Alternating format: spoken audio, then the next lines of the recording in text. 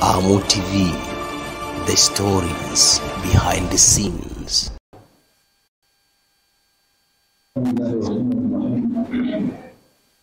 إن الحمد لله نحمده ونستعينه ونستغفره ونتوب إليه ونعوذ بالله من شرور أنفسنا ومن سيئات أعمالنا من يهده الله فلا مضل له ومن يضلل فلا هادي له وأشهد أن لا إله إلا الله وحده لا شريك له وأشهد أن محمدًا عبده ورسوله بلغ الرسالة وأدى الأمانة ونصح الأمة وجاهد في الله حق جهاده صلى الله عليه وعلى آله وأصحابه وسلم تسليما كثيرا إلى يوم الدين. أما بعد، أعوذ بالله من الشيطان الرجيم. بسم الله الرحمن الرحيم.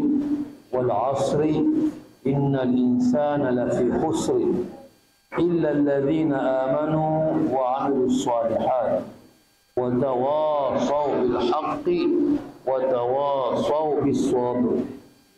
بسم الله الرحمن الرحيم. ويل لكل همزة لمزة الذي جمع مالا وعدده يحسب أن ماله أخلده كلا لينبذن في الحطمة وما أدراك ما الحطمة نار الله الموقدة التي تطلع الأفئدة إنها عليهم مؤصدة في عمد ممددة. بسم الله الرحمن الرحيم.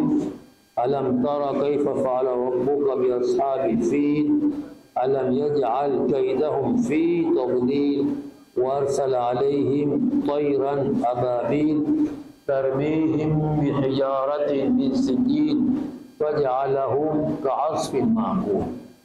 إن شاء الله تعالى tuzimu kutuwafikia darasa la Qur'ani litakuwa katika sura hizi tatu: Suratul Asri na Suratul Humaza na Suratul Fil. Katika Suratul Asri Mwenyezi Mungu Subhanahu wa Ta'ala ameianza kwa kiapo. Kiapo chake kimetuambia wal asri, na hapa kwa al asri. Wanazuoni wa tafsiri wana akwali nyingi kuhusu asri hii ni gani ambayo Mwenyezi Mungu amekusudia. Wako wanenayo Mungu aliapa kwa kipindi cha sala ya alasiri. Wako wanenao Mungu aliapa kwa zama za Mtume sallama ile wakati wake ulipokuwa, na wako wanenao kadhalika kwamba muradi hapa wal asri ni wakati kwa jumla, wakati wote wa umri wa mwanadamu kwa jumla. Na hii sura kwa hakika ni katika sura fupi za Qur'ani, lakini ni sura ambayo Imam Shafi rahmatullahi alayhi anena lau kama Mwenyezi Mungu Subhanahu wa Ta'ala hakuteremsha Qur'ani ila sura hii tu wal asri, basi yangalimtosha mwanadamu kumwekeza njia ya sawa peke yake sura hiyo. Na hii ndio miujiza ya Qur'ani. Maneno mawili matatu yakaweza kuweka maana ya mambo mengi sana kwa mukhtasari mkubwa kama hii sura. Aya tatu ndizo aya zake, jumla ya maneno hayazidi 15 yale kwenye hii sura, lakini katika umuhimu wake ni kama alivyonukuu kauli ya Mshafi kwamba lao Mungu Subhanahu wa Ta'ala hakuteremsha sura nyingine yoyote ila hii tu wal asri, yangalikuwa mwanadamu hana hoja ya kunena mimi sikuwekezwa ndia na Mwenyezi Mungu.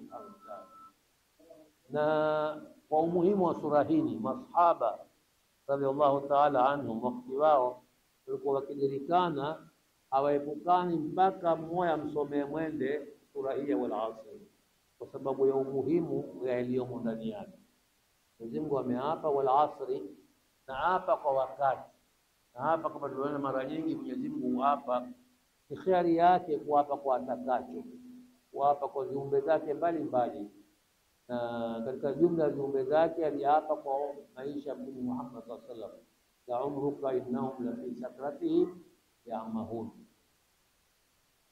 Hapa ameapa kwa wakati, na hii ni kuonesha kwamba huu wakati ni kitu ambacho chenye umuhimu mkubwa sana, ingawa wengi wetu hatuuthamini, hatuujali, kupoteza wakati wetu bila manufaa yoyote, si manufaa ya kidini wala manufaa ya kidunia.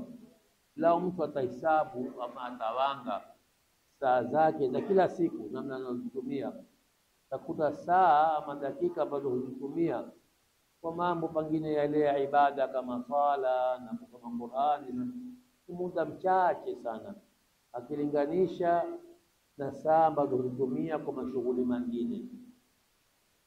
Kwa hiyo kwa umuhimu wa wakati katika maisha yetu, kwa kila jambo huwezi kulifanya kama huna wakati. Kama utapata muda wa kufanya jambo hutolifanya. Na hii ndio imekuwa udhuru mkubwa kwa sina wakati bwana. Fanya kazi kwamba sina wakati.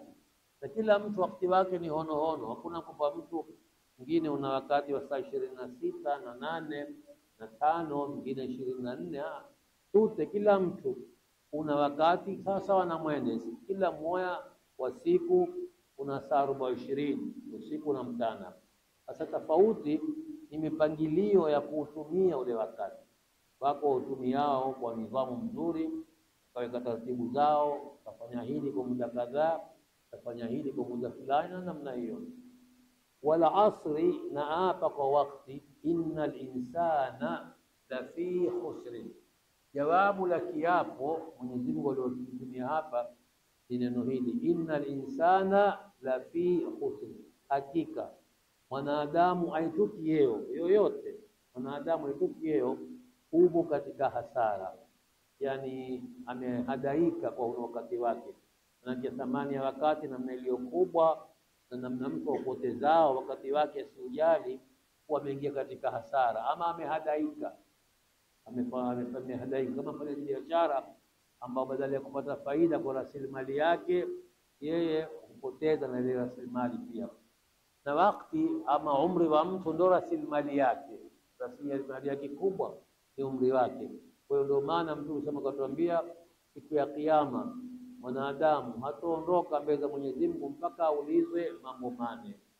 Moja atakalokuulizwa wa an umrihi fima afna, ataulizwa kuhusu umri wake, zile siku wa manyaka alizoishi duniani amezitumia sampuli gani?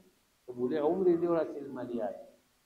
Innal insana la fi khusri, mwanadamu kwa jumla uko katika hali ya hasara ama hali ya kuhadaika, isipokuwa tu hawa ambao Mwenyezi Mungu amewavua ama amewatoa katika kupata hasara, nao ni illa alladhina amanu wa amilu salihat, wataka kusalimika wasipate hasara, wasipate kuhadaika katika wakati wao, ni wale walioamini wakamwamini Mwenyezi Mungu Subhanahu wa Ta'ala, kwa kuwa yeye ndiye mmoja pekee yake, hana mfano wake, yeye ndiye astahikio kuabudiwa na mwenye kushukuriwa ni yeye. Kisha baada ya kuamini wa amilu salihat, na wakafanya mema. Kiungo cha imani ni kiungo muhimu sana ili mtu apate malipo ya mema yake, na hili Mwenyezi Mungu ameliweka wazi sana kwenye Qur'an. Kwenye aya nyingine atwambia walladhina kafaru a'maluhum kasarabin biqi'a yahsabuhu dham'anu ma'a hatta idha ja'ahu lam yajidhu shay'an. Wale watu ambao ni kafaru, yani wasokuwa waumini, wasokuwa na imani ya kumwamini Mwenyezi Mungu Subhanahu wa Ta'ala, a'maluhum, yale matendo yao walioyafanya wakaona ni mazuri, mfano wake siku ya akhira, siku ya kiyama itakuwa kasarabin biqi'a, ni kama mangati yaliyoko jangwani. Mangati ni kile kitu kama kwenye gari, ukiangalia mbele bali utaona kama mai imesimama mbele yako kwenye ile barabara. Ile ndio hamkuliwa mangati.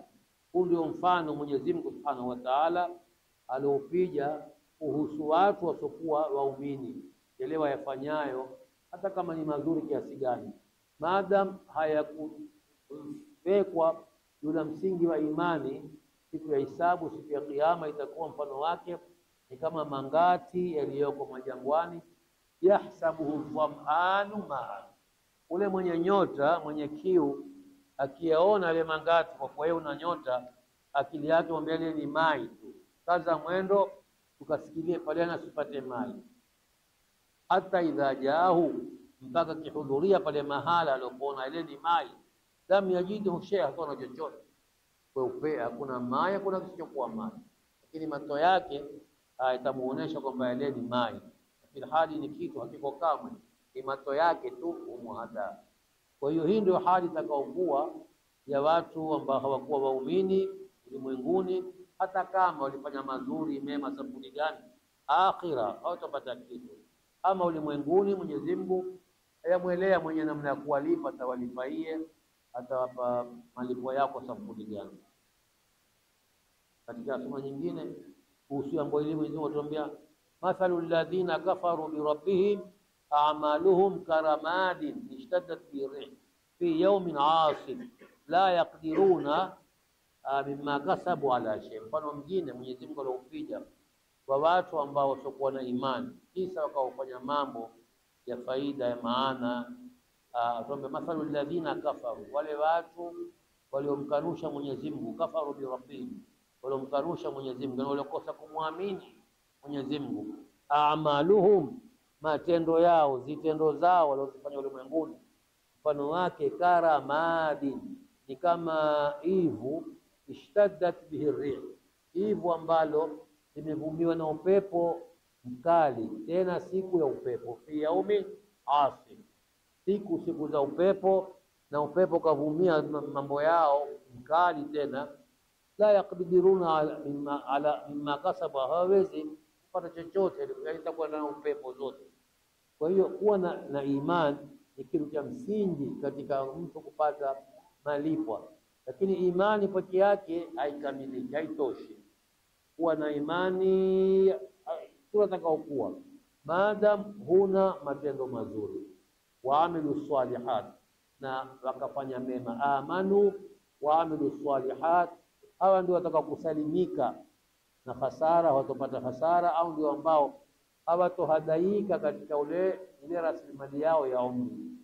Kwanza wakaamini, sharti ya mwanzo, waamilu salihat, na wakafanya mema. Na Mwenyezi Mungu amefungamanisha imani na matendo mema mahala zaidi ya 80 kwenye Qur'ani. Kila kitaya imani kufuatiza na matendo mema. Kisa kuna na mambo mengine mawili yafuatia ili mtu asalimike. Watawasau bil haqqi, hawa walioamini wakafanya mema, si tu basi tatosha, kuna na mengine mawili ya ziada, taruti nayo wayatekeleze. Watawasau bil haqqi, wakahusiana mara kwa mara, wakahimizana kwa ile mambo ya haki, mambo ya sawa sawa. Au mtu maana yake asione mimi nimeweza kufanya wajibu wangu, mimi ni muumini, fanya nilipasalo kulifanya, la lazima basi mengine ya wengine hayanihusu, takuwa bado wewe maadamu katika mahala kuna na wengine kama wewe ndani wako, ni lazima mshirikiane. Watawasau bil haqi, kawahusiana mara kwa mara, hukumbushana ile mambo ya haki, mambo ya sawa, hizo amalu salih hiyo ni moyo wako, hukumbushana mara kwa mara. Binadamu kama tuambiwao, wama sumia al-insanu illa binisyanihi, mwanadamu ili jina la insani hakuamkuliwa ila ni kwa kuwa ni kiumbe wa kusahau mno. Kwa hiyo yako haja ya watu mara kwa mara kuhimizana na kukumbushana. Lao tukiwatana tu yao, kila mmoja huangalia yeye nafsi yake, mimi utekeleza wajibu wangu, uenda kuswali, ufunga, ufanya yao, ufanya, lakini haoni lazima ya kumnasihi mwenzani wake, basi mso wake yatapotea katika dini mpaka atakuwa hakuna tena. Lakini mtu akiwa ameona mathalan yeye huenda kuswali alfajiri kwa kipindi kila siku moja hakwenda, siku ya pili mwende memuuliza yana kuona msikitini kwa unani, bila shaka hata salama jamaa mtia akilini, unifuata uniua, tampa moyo na kesho aamke haya. Lakini ikiwa hakuulizwa na mtu, basi Tuna siwashi sizinyi kenda nsende sawa sawa, hata sitambulikani kamwe. Kwa hiyo ndio ikawa ni dharura, watawasau bilhaqi, watu wahusiane katika mambo ya haki, mambo ya mema yote mara kwa mara. Kuhusiana yani ni kitendo cha kushirikiana wewe na mwendani wako nyote moja, na hilo sababu masahaba wa Mtume sallallahu alaihi wasallam tunavyoelezwa walikuwa kila wakijulikana hawatani ila mmoja msomee mwende suratul Asri kutekeleza haya yaliyoko hapa, na lingine baada ya kuhimizana kwa haki watawasau bisabri, na wakahusiana kwa kusubiri, kwa sababu haki, kubakia kwenye haki ina kodi yake, ina kazi matozo yake, nayo ni kupata misukosuko. Misukosuko wa mtu ana subra hawezi kudumu katika ile, tavundika moyo mara moja. Ndio tukaambiwa watawasau bisabri, baada ya kuhimizana kwa haki na mambo ya sawa, na wahusiane tena kwa kusubiri mara kwa mara. Kila mambo ya mwende, fanya bidii, fanya yao, mtie hima na mtie raghaba, kama sura ambao katika mambo ya matezo kuhimizana, kufanana moyo na kukumbushana na kuulizana katika mambo haya ni aula zaidi. Mtu asione mimi mfanya wajibu wangu, mshauri yake mimi taangalia mimi tu, kila mwata atahesabu yeye, atahesabiwa yeye, ndio. Lakini hii ni sehemu ya wajibu wako, kuhusiana kwa haki na kuhusiana kusubiri. Na Luqman katika kumshauri alimwambia wasbir ala ma asabaka inna dhalika la min azmi al-umur. Alipomuhusia mwanawe kwa kuamrisha mema na kuzuia maovu, alimwambia wasbir ala ma asabaka, vumilia na ustahimili kwa yale yatakayokupata. Inna dhalika la min azmi al-umur, hilo la kuhusia watu kuwakumbusha mara kwa mara ni katika mambo mazito. Ni mazito kwa yeye mwenye kufanya, ni mazito kwa mwenye kuambiwa. Aitakuwa mbona uniingilia maisha yangu, shauri yangu yamuhusuni yeye kuniingilia. Leo nimwambia kwa njia mzuri, nimemuona ameregeza kamba katika mambo ya khairi, katika mambo ya ibada ya taa, ukamwambia kwa kumpenda, lakini yeye kaona sasa mboni uniingilia shauri yangu, wanimtolia yeye, wanimfanyia kadha kadha. Kwa hivyo hii sura ina umuhimu mkubwa sana, na ndio maana Imam Shafi rahmatullahi alayhi akaenda kwa sura hili. Lao Mwenyezi Mungu Subhanahu wa Ta'ala hakuteremsha sura nyingine kwenye Qur'an ila hii ni tu, yangalitosha kumpa mwanadamu mwongozo, manake angalikuwa ameamini na akafanya mema na wale watakikani wao. Hakuna zaidi ya hayo, ya msingi mawili ni kuamini na kufanya mema na kukumbushana na kuhimizana kusubiri katika misukosuko yapatayo katika. Na hili la kukumbushana na kuhusiana kusubiri si ya watu maalumu, ni kila mmoja ambao ni Muislamu, ni wajibu kila mmoja kwa kadiri yake. Kuna wawezao kumkumbusha mtu individual mmoja, kuna wawezao kukumbusha wengi, lakini kila mmoja una sehemu ya jukumu lake kulingana na wadhifa alionao, kulingana na hali yake ambayo alionayo. Sura inayofuatia hii ni suratul Humaza. Suratul Humaza hii yazungumzia hali ambayo hupatikana katika mujtamaa wowote kwa watu maalumu, wapo tabia kadhaa zimewatawala.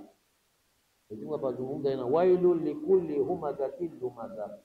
Wailun yani ni adhabu kali ama maangamivu makubwa sana yatampata mwenye sifa hizi.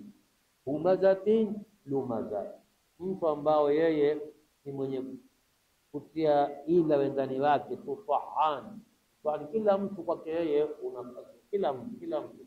Humazatin lumaza, mwenye kusengenya watu, kwamba watu, yani kwamba watu wengine wenye kusengenya na kuwatia watu kasoro, aibu.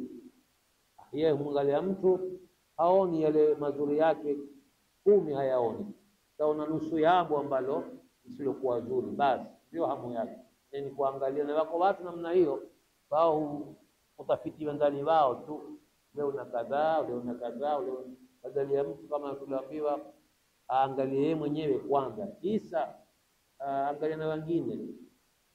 Kama tulivyoambiwa, idha aradta an tadhkura uyuba ghairika fadhkur uyuba nafsik, ukitaka kuzungumzia ama kusimulia kasoro za mwendani wako, kwanza kumbuka zako, utarudia nyuma. Ukikumbuka yale yako leo, na utarudia nyuma kunena mwendani wako. Hapa haingii kwamba usimnasihi mtu wala usimtanabahishe, la, kwamba wewe starehe yako ni kuwazungumza wendo, kuambia, kuwasengenya kwamba na kuwataya punguani zao. Wajibu wa mtu ni kuwastiri wendani wake, si kuwaumbua na kuwaachia mwenyewe meisitiri, na wewe wajibu wako ni kumstiri. Wailun, adhabu kali, likulli humazatin lumaza, kila mmoja mwenye mazoea haya ya kwamba wengine, kwamba watu na kunena mambo ya watu wendani wake, ambao huyu hamu yake kubwa, alladhi jamaa malan wa addada, hamu yake kubwa yeye ni kukusanya mali na kuyahesabu, kuangalia tu kila siku, hataki kupungue. Kila siku angalia kumeongezeka ngapi, kila mara huchunguza kumeongezeka ngapi. Jamaa malan, ameyakusanya mali kwa njia yoyote, kama tulivyosoma kwenye wale adiyati kuhusu binadamu, walituambia wa innahu lihubbil khairi la shadid, mwanadamu kwa kupenda mali ni mno, kiasi kwamba humtoa kwenye mipaka, hateui ndiye za kupatia mali, yeye tu ataka kukusanya halali haramu, cha kunyang'anya, cha kunyakua, bora tu aone kwamba kile kiwango kimeongezeka. Alladhi, mtu ambao jamaa malan wa addada, kazi yake ni kukusanya mali na kuyawanga tu, kuangalia imeongezeka ngapi. Sasa yahsabu, huyu hudhania, anna malahu akhlada, kwamba haya mali yake kila yakiwa mengi yatamweka milele, tabaki milele. Kama mali kweli kumweka mtu, ule muhindi alikuwa Mombasa yuziuze kula nyani, ule bwana mmoja alikuwa mfanya kheri, tenda mema mengi, mapesa yake ya siku moja atoayo yangalikuwa hutosha kununua ruhu kama ruhu uzanywa, lakini pamoja na mali yake hakuweza kubakia. Pamoja na mali yake alikuwa nayo na alikuwa akiyatoa, maskini mbwa yuo namna kumlipa mwenyewe, alikuwa akiyatoa kihakika, si mambo ya dhihaka, lakini hayakuweza kumpata kununua afia, kuweza, sababu binadamu huadaika, kaona madamu una mali ngazi, utakapo utapanda. Kuna wakati mwingine upanda ukatea, usisikilie kule utakapokwenda. Yahsabu anna malahu akhlada, kimfanyacho yeye kwenda mbio zote hizo kusanya mali na kuhesabu na kuangalia mitimu mangapi, dhana yake kudhania kwamba ile mali yatampa yeye maisha ya milele, tabakia ataondoka. Ya si ajabu mtu lao utazingatia pengine yeye amepata kutoka kwa wale mtangulia, wale waliomtangulia walimwachia yeye wako wapi? Kuna hayakuwa weka wao, yatakuweka wewe uliwakiwa. Kalla, koma, mambo si namna hiyo. Afani yao la yumbadhanna fil hutama, atakwenda kutupwa katika, ataadhiliwa katika moto wenye kusaga saga. Hutama ni moto wa Jahannam, ni moya katika maina yake, kaitwa hutama, yani umsaga saga wale rangi yao. Wa ma adraka mal hutama, lipi lenye kukupa wewe uwezo wa kujua hiyo hutama ni kitu gani? Yani akili yako haina mamlaka ya kuweza kutasawwa mpaka ukaweza kufahamu hutama ni kitu cha aina gani, ni kikubwa kiadili gani.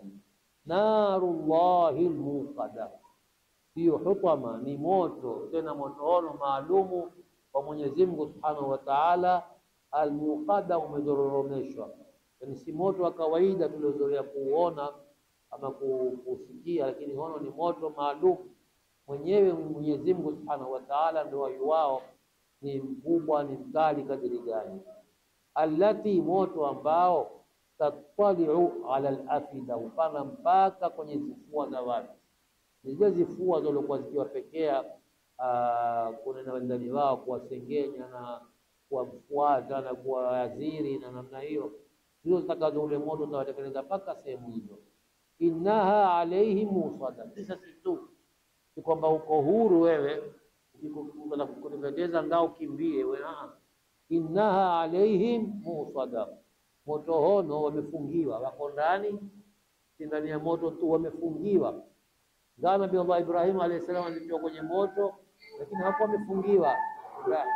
Wao hawa watakuwa baada kwamba ni moto maalum, tena watakuwa musada, wamefungiwa ndani hapa, na hawakufungiwa ndani hapa na pale.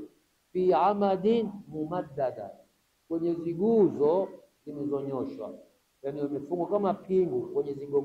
Sasa tasawari mtu kuteketea na hana namna hata ya kuikataza yao kutaka kwenda hapa na pale, kuja mtutu kakimbia pale aliyopo. Hii ndio hali itakayokuwa kwa wale ambao ila yao ama shughuli zao ulimwenguni ni humazatil lumaza, wao hasalimiki mtu kwao yoyote awapitao, hana salama na wao. Na Mwenyezi Mungu Subhanahu wa Ta'ala hili jambo la kusengenya na kuambana alilipigia mfano mwovu sana, akamwambia yuhibbu ahadukum an yakula lahma akhihi maitan fakarihtumuhu. Alipokuwa kutoa indhar Mwenyezi Mungu ya watu wasambane wasinenane, aliuliza swali, apenda moyo wenu kula nyama ya mwanadamu mwende naye ufie njumbi, yani umpate jumbi umle, wapenda? Pia upendi hilo, waona ikirahi kula nyama ya mtu, basi hili nalo usilifurahikie. Ni kama mfano wake niona, kwa sababu yule alokufa hana namna ya kuisaidia, hana namna ya kuitetea, na ule ambao wewe amnena na mwenyewe hako pale ni kama ambao hukumu yake imekufa, kwa sababu hawezi kuitetea, hawezi kukwambia ni urongo unenayo, si kweli, ama kueleza kwamba hili kwa ni yao hapo kabisa. Ni kama maiti tu ambao utamfanya sampuli utakayo. Na sura nyingine ambayo tutamalizia kwa hiyo inshallah ni suratul Fil. Suratul Fil hii ni sura ya aina yake. Hii yazungumzia waqia, jambo ambalo lalitokea katika mji wa Makka kabla ya muda mchache kwa kuzaliwa Mtume sallallahu alaihi wasallam, ambayo inaonekana ni asili yake. Hili jambo kutokea ni kwamba kulikuwa Yaman wakati fulani imetawaliwa na Habasha. Habasha hii Ethiopia, mamlaka yake ilikuwa imepanuka, unaonekana mpaka sehemu za huku kuna kipindi cha kwa zimetawaliwa na Habasha, unaonekana Allahu aalam. Sasa Yaman ilikuwa imetawaliwa na gavana aliyowekwa Yaman aitwa Abraha, alomweka ni ule mtu wa Ethiopia.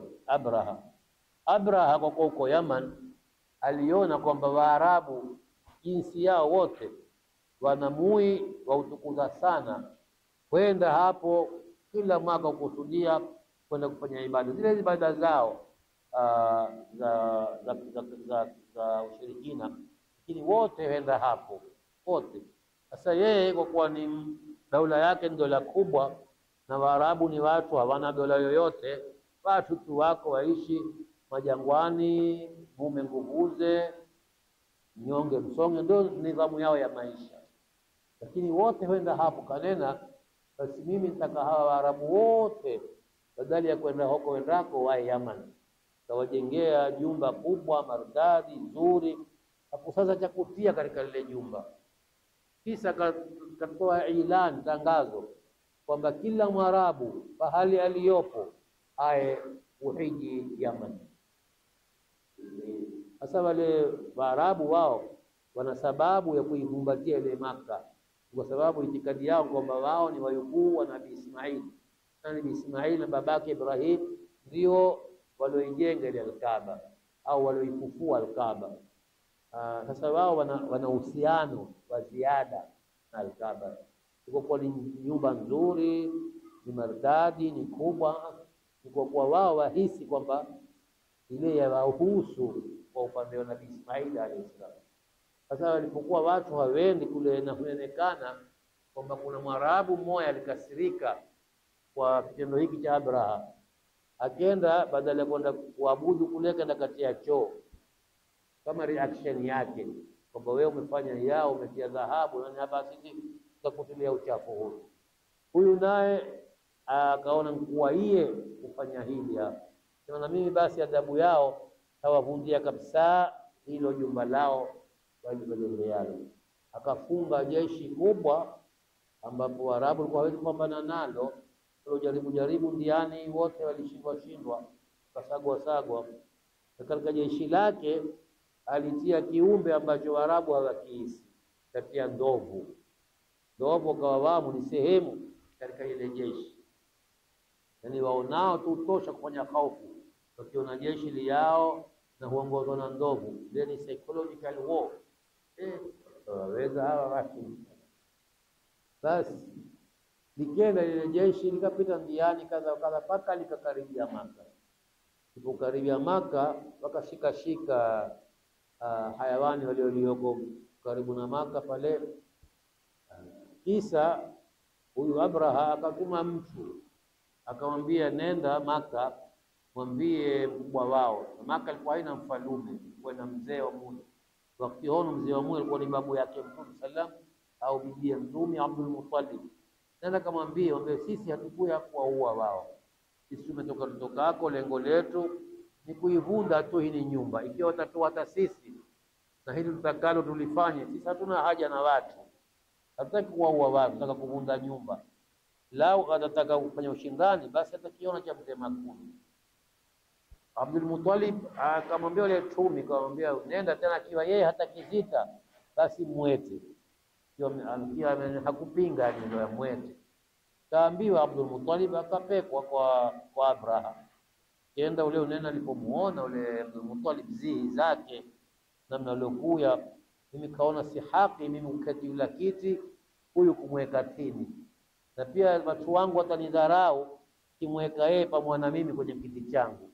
Sasa la kufanya yeye akateremka na akamwambia Abu Talib wakati pamoja, Abdul Muttalib wakati pamoja. Wakati pamoja akamwambia kwamba mimi nimekuja, shughuli yangu iliyonieta ni kadhaa. Ukiniwata nifanye haya nitafanya kwenda zangu. Ukishindana basi tutapambana. Abdul Muttalib akamwambia mimi siye mwenye Al-Kaaba, lakini Al-Kaaba ina mwenyewe ambao aweza kuitetea. Mimi changu akamwambia waomba jambo gani wewe? Akamwambia mimi siombi jambo kuhusu Al-Kaaba, sababu mimi siye mwenyewe Al-Kaaba. Alo mwenyewe ayua namna kuitetea Al-Kaaba yake. Lakini mimi nakuomba tu katika hawa ngamia wale washika kuna ngamia wangu unatie mwenyewe. Iko ndicho changu. Sasa ule Abraha unena waeleza wale watu wake kwamba huyu mtu mimi alipokuya aliniingia matoni sana, yani kaona mtu wa hadhi, mtu wa heshima, mtu wa cheo. Niumwambia nataka kuvunda nyumba yenu tukufu, yeye anambia mimi nataka unipe ngamia wangu tu. Kaambia mpeni ngamia wake ende zake ndio salamu. Basi Mwenyezi Mungu Subhanahu wa Ta'ala katika sura azungumzia kilichotokea katika wakati huo kadhia hii, na hii ilikuwa ni kama yani Mwenyezi Mungu anataka kuupa istikrari wa Uislamu, sababu lao kwamba huyu angalifanikiwa kufanya lile kwa alilotaka, basi ingelikuwa labda hakuna tena moyo wa Maka wale wangalifanya. Sasa na Uislamu ulikuwa umekaribia kuya, Mwenyezi Mungu Subhanahu wa Ta'ala akauvua ule akawapatiliza hawa kwa ile aliowapatiliza, na watu wa Maka wakasalimika. Mungu auliza, alam tara, nyinyi watu wa Maka ambao mumkanushao Muhammad na kumshikia kinyume, alam tara, hamuna habari? Kwani mambo ya yuzi tu. Kaifa faala rabbuka bi ashabil fil, mola wako wao hawaisi hawa, wewe Muhammad una habari? Alam tara, una habari ama huisi? Kaifa faala rabbuka bi ashabil fil, mola wako waliwafanyia hao watu wa ndovu walitokewa na mambo gani?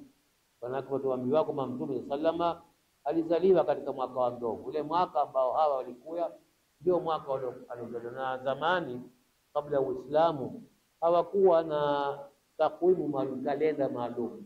Walikiangalia jambo kubwa likitokea, basi ndio huanza hapo hesabu zao. Kutokea jambo kadhaa kumwambia huyu alizaliwa mwaka fulani, mwaka wa jambo kadhaa, huyu alikufa katika mwaka wa jambo kadhaa, namna hiyo yao. Kwa mfano kwetu kitokea mfuriko mkubwa wakati wa El Nino, ndio kulikuwa hiyo ana haja kuambia 20 ngapi wala 20 ngapi. Wakati wa El Nino, wakati ule moto mkubwa ndio alimzaa huyu ada zilikuwa namna hiyo. Sasa kwa umuhimu wa hii kadhia iliyotokea, yakawa mambo yao yote sasa baada ya hapo unasibishwa na amul fil, ule mwaka wa ndovu ndio walitokea kadha, ama kabla ya mwaka wa ndovu kwa miaka miwili walitokea kadha, ikawa ndio mahala pao pa kuweka tarehe zao. Hata Mtume sana kawekewa tarehe yake, alizaliwa katika mwaka wa ndovu. Sasa Mwenyezi Mungu amwambia Mtume sallam, yani ikiwa yayua hayo, basi Mwenyezi Mungu atafanya lolote, usikusumbue wala suke ukaidi wao. Alam tara, kuna habari wewe, kaifa faala rabbuka bi ashabil fil, mola wako aliwatendaie wale watu wa ndovu. Alam yaj'al kaidahum fi tadlil, kwani Mwenyezi Mungu Subhanahu wa Ta'ala si alijalia zile njama zao zote na vitimbi zao zikaenda pepe, alifuada hapo kwenye lolote. Wa arsala alaihim ghayran ababil, Mwenyezi Mungu Subhanahu wa Ta'ala hakuwapekea malaika kupigana nao wala hakutoa majeshi kana kushindana nao. Arsala alaihim ghayran ababil, aliteua askari katika askari zake watoto tu tawapekea basi. Na Mwenyezi Mungu akamwambia mwenyewe, ma ya'lamu junuda rabbika illa huwa, hakuna wayuwao askari wa Mola wako ila ni yeye mwenyewe. Huwezi kufikiria kwamba hawa ndio askari wake Mungu amewaita. Sasa wanazuoni wa tafsiri wanena maneno mengi kuhusu watairan ababil. Wako wanenao walipekewa aina ya nyuni ambao walikuwa watukuzie zijiwe zenye maradhi, viini vya maradhi ya Kiswahili na maradhi katika viungo, ndui maradhi yako, maradhi maalum mesao yakimpata mtu kwanza katika viungo, ni kama mumunyuka kiungo baada ya kiungo, kama ukoma na maradhi namna hiyo. Sasa mfasiri wengine wanasema Mungu alipeka aina hiyo ya bakteria ama virusi hizo, zikienda zikawa hapa na maradhi hayo. Tarmihim bihijarati min sijil, zikiwaatilia wao zijiwe tu, si rasasi wala si mizinga wala si mishale, zijiwe tu ambazo za kutoka katika sijil.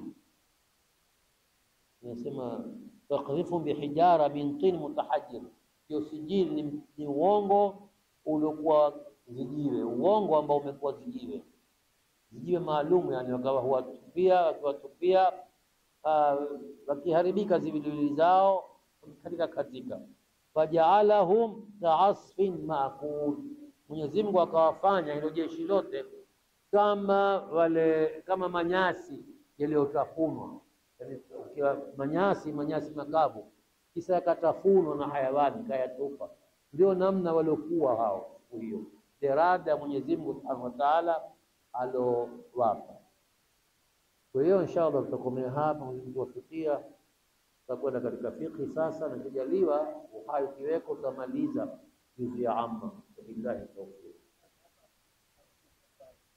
Naam. Ni salatu wusta. Wengi sema kwamba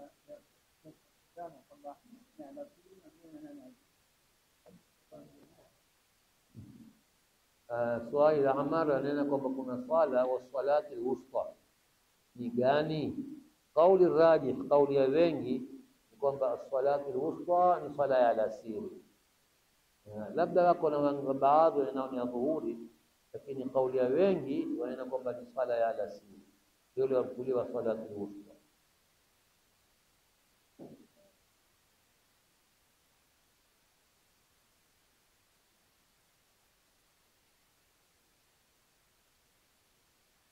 Tupo katika fomu za sunna na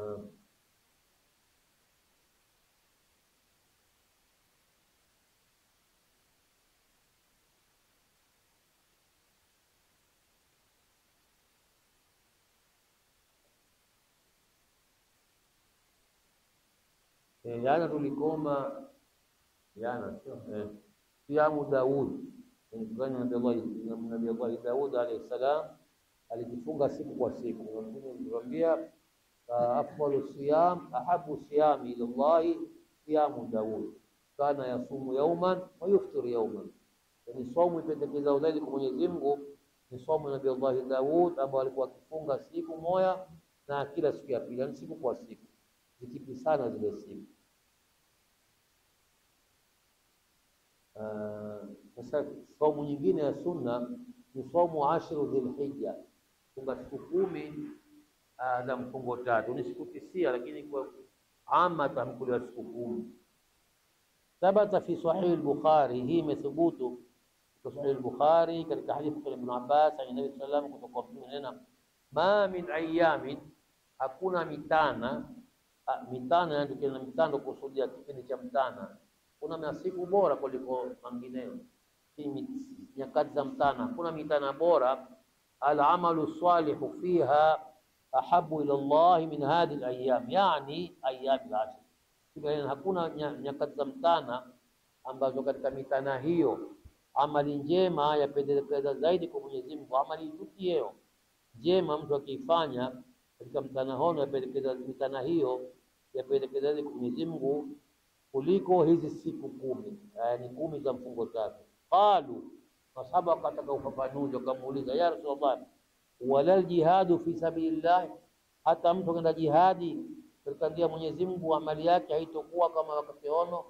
Qala wala jihadu fi sabilillah, hata jihadi katika njia ya Mwenyezi Mungu, illa rajulun, ila kiwa ni mtu kharaja, alitoka kwenda jihadi, binafsi, yeye mwenyewe binafsi akaenda, wa mali, kagharimika kwa mali yake kwenda jihadi, falam yarji min dhalika bishay, usibakie kitu, yeye mwenyewe na kitu chake zote zikamalizikia katika jihadi, huyo ndio atakuwa amemshinda alofanya amali njema kwenye siku 10 hizi. Qala al-Hafidh Ibn Hajar, anena Ibn Hajar, wastudilla bihi ala fadli siyami 10 Dhulhijja liindiraji sawm fil amal. Watu ndio wanazoea kutoa dalili ubora wa kufunga hizi siku za Dhulhijja, kwa sababu kufunga ni katika amali, na amali yoyote iliambiwa ni bora katika mtana hono. Waqala an-Nawawi, Nawawi yanena, laysa fi sawmi hadhihi 9 karaha, bal hiya mustahabba istihbaban shadida, la siyama at-tasi'u minha wa huwa yawm Arafa. Nawawi yanena kwamba hakuna katika kufunga siku 10 hizi hizi karaha yoyote, yani hakuna anenao kwamba haipendezi, bali hiya mustahabba, bali ni siku ambazo zimependekezwa kufungwa, tena shadidan sana, la siyama khassa at-tasi'u minha, siku ya 9 katika hizo 10, wa huwa yaumu Arafa, nayo ni ule mtana wa Arafa. Katika hizo 9 hiyo Arafa ndio imetiliwa mkazo zaidi. Wa yurajihu hadha, pia tila nguvu kauli hii ma thabata fi sunan Abi Daud, hadithi iliyopokea sunan Abi Daud, nayo anna Rasul sallallahu alayhi wasallam kana yasumu 9 Dhulhijja wa yawm Ashura wa 3 ayami min kulli shahr. Mtume sama alikuwa una ada yake akifunga mwezi 9 wa Dhulhijja ambao huo ndio mwezi siku ya Arafa, na akifunga siku ya Ashura mwezi 10 wa mfungone, wa 3 ayami min kulli shahr, na siku 3 za kila mwezi.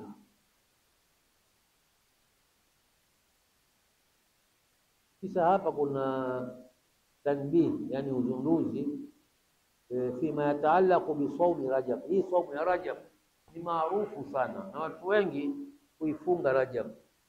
Sasa huyu mwenye kitabu ameweka maneno maalum kuzungumzia hii saumu ya Rajab.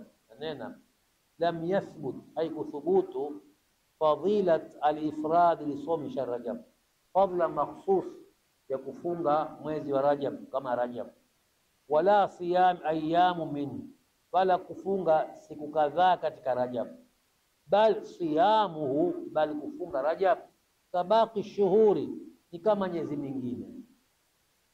Man kana lahu adatan bisiyamin fahuwa ala adati, ule ambaye una ada ya kufunga tafunga tu Rajab kama ada yake miezi mingine. Wa man lam yakun lahu ada, na ule ambao hana ada miezi mingine afungi, si Jumatatu, si Hamisi wala ayyamul bidh, hana ada kufunga miezi mingine. Kiwa unaoni ada na Rajab kama miezi nyingine anaweza kufunga. Wa man lam yakun lahu adatan, ama ule ambao hana mazoea hayo, fala wajha litakhsisi saumi, hakuna sababu ya kuhusu hasa Rajabu kwa saumu maalum, yani haikuthubutu saumu maalum makhsus kwa ajili ya Rajab. Faan Kharshata bin al-Haranain huyu raaitu Umar, niliwahi kumuona Saidina Umar yadhribu akufa almutarajibina hata yadhauha fi tanina. Umar kwa ni khalifa, amewahi kumuona akiwagonga watu zitangaza mikono, wale watu wa Rajab, yani watu waliozoea kufunga Rajab, akiwagonga gonga mpaka watie kwenye chakula, yani wale akiwaambia kulu baina ma huwa shahrun ta'dhimu aljahiliya, fulani usifungeni kwa sababu huu mwezi ni mwezi ambao watu wa jahiliya walikuwa wakiutukuza.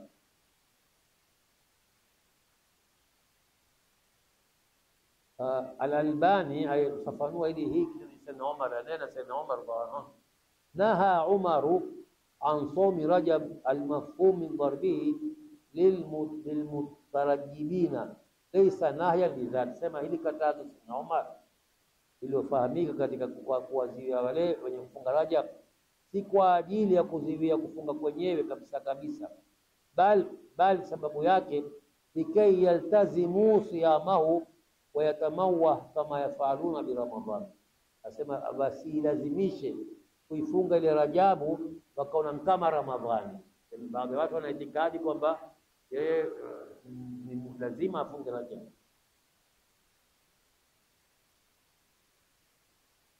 Wa ala hadha, kutegemea haya, fayajuzu siyamu fi Rajab, ufaa kufunga katika mwezi wa Rajab idha wafaqa lahu adata siyam, ikiwa imeswadifu ule mtu ni ada yake, kuna ada yake ufunga kila mwezi wa Rajab kama mwezi mwingine.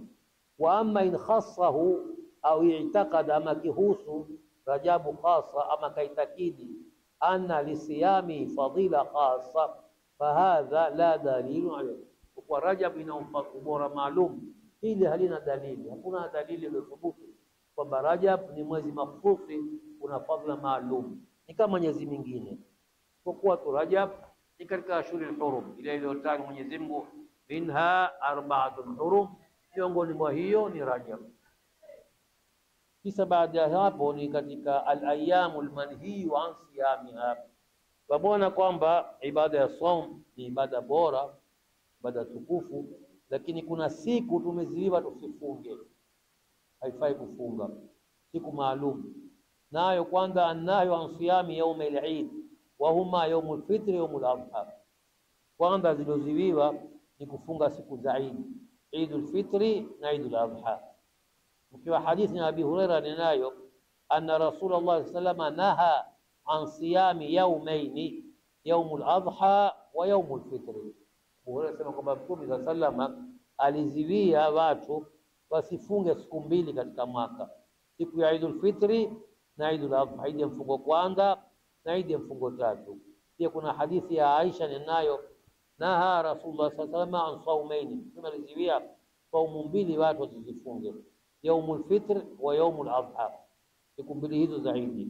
Qala an-Nawawi, Imam Nawawi yanena ajma ulamau, wanazuoni wameafikiana, wamekubaliana wote tahrim ala tahrimi saum hadhaini al-yawmaini bi kulli hal. Wote wameafikiana kwamba ni makosa, ni haramu kwa mtu kufunga siku mbili hizi, Eidul Fitri na Eidul Adha, kwa hali yoyote, sawa samahuma an nadrin au tatawu'in au kafara au ghairu dhalika. Ni sawa sawa walifunga kwa sababu ya nadhiri, ama alifunga tu mwenyewe kwa kupenda kufunga, ama alikuwa una kafara ya kufunga akaifunga kwenye siku hizo, au ghairu dhalika, au yoyote nyingine. Walau nadhara saumahuma mutaammidan bi'ainihima, na lau aliweka nadhiri kuzifunga hizo kakusudia atafunga siku ya Eid, mimi watu wote ula mitafunga siku hiyo, kaweka nadhiri mfano.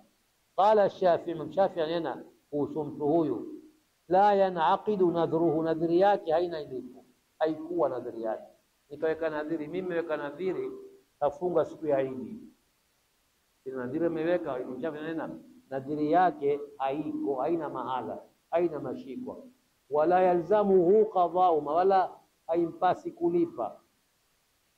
Lakini Abu Hanifa yanaqid, nadhiri yake itakuwa tambidi afunge, lakini wayalzamuhu qada'uhu, ma atafunga siku nyingine vile zaidi hatofunga, lakini lazima afunge. Shafi na nadhiri haikuwa na wala hana lazima. Abu Hanifa na madam ameweka hiyo nadhiri itakuwa imemlazimu, lakini atafunga siku nyingine, si siku zile zaidi. Kisa katika siku ambazo tumeziwa kufunga ni ayyamu tashriq. Ayyamu tashriq ni Idi pili, Idi tatu na Idi nne ya mfungo tatu. Idi pili, Idi tatu na Idi nne, hizi ndio ayyamu tashriq. Kuna hadithi ya Ali bin Abi Talib anena annaha laysat ayyamu siyami, innaha ayyamu aklin wa shurbin wa dhikr. Hizi siku za tashriq si siku za kufunga, hizi ni siku za watu kula, kunwa na kuweka adhkar kumkumbuka Mwenyezi Mungu Subhanahu wa Ta'ala. Wa ana Abdullah bin Amr bin al-As, Abdullah bin Amr bin al-As nena annahu dakhala ala abihi Amr bin al-As, alikwenda kwa babake Amr bin al-As. Amr bin al-As kama masahaba wakubwa naye anena fa wajadahu yakulu, akamdirika babake hula siku za Idi mfungo tatu. Fadaani, akanamkua na ndo tule. Fakultu, kamwambia inni saim, nimefunga ayyamu tashriq. Faqala, babake Abdullah bin Amr kamwambia hadhihi al-ayyamu allati nahana Rasulullah an siyamihinna, hizi ni zile siku ambazo Mtume sallallahu alituziwia kufunga. Wa amarana bifitri, akatuamrisha tule.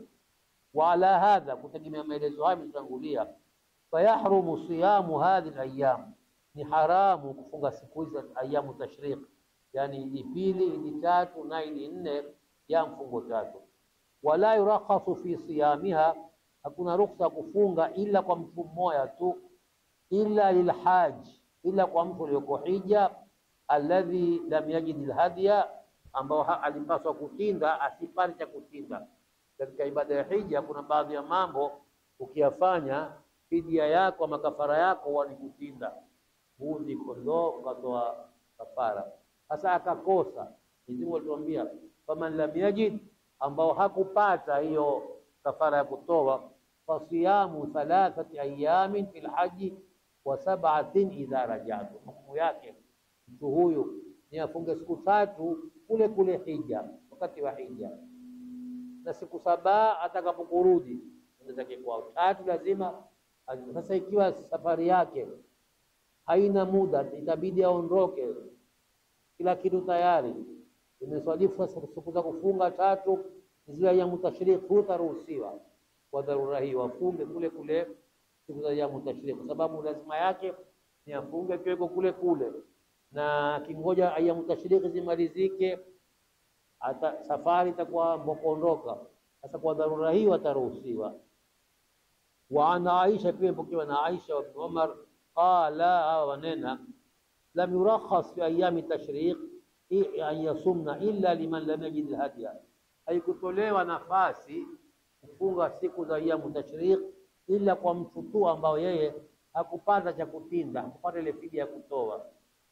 Wa amma siyamuha an qada'i fardhin au nadhrin fa fi khilaf, ama kufunga siku hizi tashriq kwa ajili ya kulipa qadha ya Ramadhani mathalan, au nadhri, ama aliweka nadhiri ya kufunga, fa fi khilaf, ndani yake hapa kuna tofauti inda jamhuri ulama, kwa jamhuri ya wanazuoni. Warajihu, na kauli yenye nguvu, annahu la yasihu aidha, hata hizo hazifai kufungwa katika siku za tashriq, liqauli, kutegemea ibara ninayo lam yurakhas, haikuruhusiwa kufunga isipokuwa mtu huyo tu mmoja alikuwa amekwenda hija kisha kalazimika kufunga siku 3 kabla ya kuondoka, na akawa hana muda wa kubakia. Hiyo tutakomea hapa. AMU TV, the stories behind the scenes.